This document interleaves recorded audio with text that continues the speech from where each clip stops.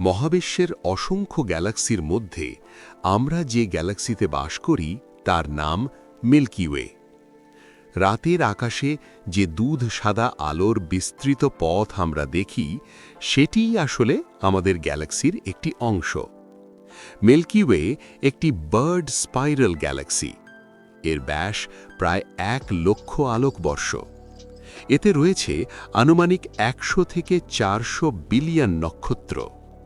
এই বিপুল নক্ষত্র সমুদ্রের মধ্যেই আছে আমাদের সূর্য, একটি সাধারণ নক্ষত্র। আমাদের সৌরজগৎ অবস্থান করছে গ্যালাক্সির একটি সর্পিল বাহুতে, যার নাম ওরায়ন আর্ম।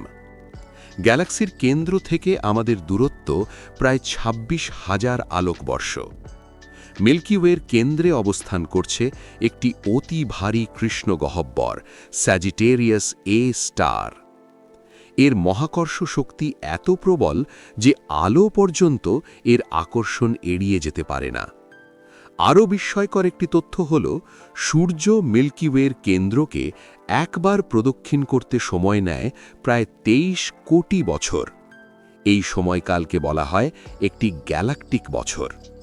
অর্থাৎ পৃথিবীতে ডাইনোসর বিলুপ্ত হওয়ার পর থেকে এখনও পর্যন্ত সূর্য তার গ্যালাকটিক কক্ষপথ সম্পূর্ণ একবারও শেষ করতে পারেনি।